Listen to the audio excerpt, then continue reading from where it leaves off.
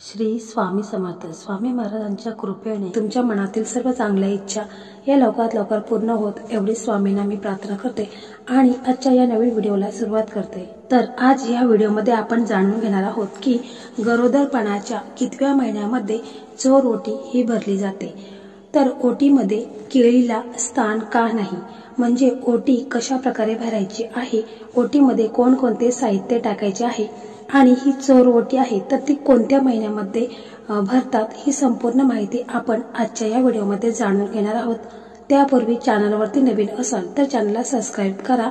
Video तुम्हाला माहितीपूर्ण वाटला तर व्हिडिओला लाईक करा, तसेच श्री स्वामी समर्थ अशी कमेंट करा। तुमचं नवीनच लग्न झालेलं असेल आणि तुम्हाला बाळाची चाहूल लागलेली असेल आणि तुम्हाला चोर ओटी भरायची असेल तर संपूर्ण माहिती या व्हिडिओमध्ये आहे। तर व्हिडिओ हा शेवटपर्यंत नक्की पहा, कारण या व्हिडिओचा तुम्हाला नक्कीच लाभ होईल आणि पूर्ण व्हिडिओ पाहिल्यानंतर तुम्ही अशा प्रकारेच चोर ओटी ही भरू शकता। तर गरोदर महिलाची चोर ओटी भरणे हा कार्यक्रम म्हणजे बेबी शॉवर ही आपल्याकडे विशेषतः महाराष्ट्रीयन लोकांकडे पद्धत आहे। साधारण गरोदरपणाचे 3 महिने पूर्ण झाले की गरोदर असणाऱ्या महिलेची चोर ओटी माहेरच्यांकडून अर्थात आईने भरायची पद्धत आहे। चोर ओटी अर्थात चोर चोळी असेही याला म्हटलं जातं, पण नक्की याची प्रक्रिया काय आहे याची सर्वांना कल्पना नसते। चोर ओटी नक्की केव्हा आणि कशी भरावी याची इत्थंभूत माहिती आपण जाणून घेणार आहोत। तुमच्याही घरात नवा लहानसा पाहुणा येणार असेल आणि तुम्हाला चोर ओटी भरायची असेल तर हा व्हिडिओ स्किप न करता शेवटपर्यंत नक्की पहा। घरात गोड बातमी येणार हे समजल्यानंतर घरात उत्साहाचे आनंदाचे वातावरण पसरते। गरोदर स्त्रीची काळजी घेणे, तिला काय हवं नको ते पाहणे, तिचे सगळे डोहाळे पुरवणे यात कुटुंबातील सदस्य व्यस्त होतात। साधारणपणे 1.5 महिना उलटल्यावर याची चाहूल आपल्याला लागत असते, त्यामुळे यानंतरच्या काळात गरोदर स्त्रीचे सोपस्कार पार पाडले जातात। 7व्या किंवा 9व्या महिन्यात डोळे जेवणाचा कार्यक्रम केला जातो। त्या दिवशी सासर माहेर अशा दोन्हीकडील महिला तिची ओटी भरतात। तिच्या आवडीचे सगळे पदार्थ बनवले जातात, तिला खाऊ घातले जातात हेच आपल्याला माहीत आहे, पण आई होण्याच्या उंबरठ्यावर 3रा महिना विशेष असतो हे बरेच जणांना माहीत नाही। तर 3 महिने झाल्यानंतर गरोदर महिलांनी छानशी साडी नेसावी। या साडीच्या पदरात अर्थात ज्याला आपल्याकडे ओटी असं म्हटलं जातं त्यामध्ये ओटी भरणे साहित्य तांदूळ, हळकुंड, नारळ आणि सुपारी अशा सौभाग्याच्या वस्तूंनी ओटी ही भरली जाते।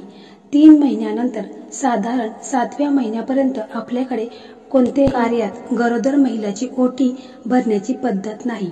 ओटी भरणे म्हणजे सौभाग्य जपणे आणि येणाऱ्या बाळाच्या आरोग्यासाठी एक प्रकारे प्रार्थना करण्याचा हा हेतू असतो। आईचा आशीर्वाद आपल्या मुलीला मिळावा यासाठी ही प्रथा असते। पूर्वीच्या काळी माहेरी जास्त जाण्याची प्रथा नव्हती, त्यामुळे आईकडून मुलीचे लाड करण्यासाठी चोर ओटी भरणे हा कार्यक्रम आखला जायचा। ओटी म्हणजे काय तर बेंबीखाली गर्भाशयाची जागा। ओटी भरणे म्हणजे बाळाचे सुख मिळणे, सुखप्राप्ती होणे। ओटी भरलेली असली की बाळाचा जन्म व्यवस्थित होतो असं म्हटलं जातं, त्यामुळेच नेहमीच सुवासिनीचे लग्न झाल्यानंतर ओटी भरली जाते। ओटीत भरण्यात येणारे तांदूळ, फळ, फुलं ही संततीचे सूचक अर्थात प्रतीक समजण्यात येते। अर्थात फुलाप्रमाणे बाळाची वृद्धी हो असं सांगण्यात येते। चोर चोळी म्हणजे चोर ओटी ही 4थ्या महिना चालू झाल्यावर माहेरी भरण्यात येते। माहेरी ही भरण्याची पद्धत नसेल तर मोठी बहीण, मावशी या देखील भरू शकतात। आजकाल सासरी देखील चोर ओटी भरण्याची प्रथा आहे। सहसा आपल्याकडे बाळ होणार आहे हे 3 महिन्याच्या आत सांगत नाही, या महिन्यामध्ये बाळाची वाढ नीट होऊ द्यायची असते। चोर ओटी अर्थात ही कोणालाही कळू न देता घरच्या मंडळीच्या उपस्थितीतच केवळ भरली जाते।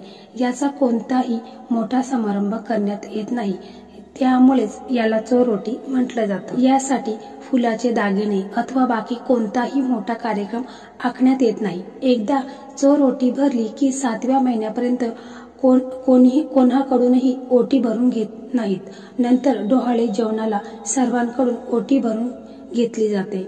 चोर ओटीचा कार्यक्रम हा कोणालाही कळू न देता घरच्या घरात करावा लागतो। तसंच यावेळी दिलेल्या पंचामृत, दही, दूध, तूप, मध मिक्स करून केलेले पंचामृत तर हे मिश्रण मुलीला देण्यात येते। ओटी भरल्यावर याने तोंड गोड करून हा कार्यक्रम केला जातो।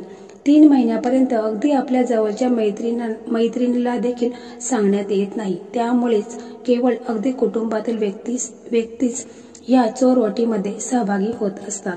तसेच तुम्हाला प्रश्न पडला असेल की 3ऱ्या महिन्यातच चोरवटी का भरतात? तर 3रा महिना संपत आला की पोटातील बाळ व्यवस्थित वाढायला लागते। त्यानंतर बाळाच्या आईची चोरवटी भरतात। चोरवटी अर्थात ही कोणालाही कळू न देता घरच्या मंडळीच्या उपस्थितीतच केवळ भरली जाते। याचा कोणताही मोठा समारंभ करण्यात येत नाही। कोणत्याही प्रकारचा गाजावाजा न करता गुपचूप हा कार्यक्रम करतात। कारण गोड बातमी आहे, हे साधारण 3 महिने होईपर्यंत कोणालाही कळू दिले जात नाही। जवळच्या लोकांनाच फक्त याची माहिती असते। याचं कारण असं की 3 महिने होईपर्यंत बाळाची हालचाल, वाढ याकडे गांभीर्याने लक्ष घ्यावे लागते। 3ऱ्या महिन्यापर्यंत अनेकींचे काही कारणाने गर्भपात होतात, कारण पोटातील बाळाची परिस्थिती नाजूक असते।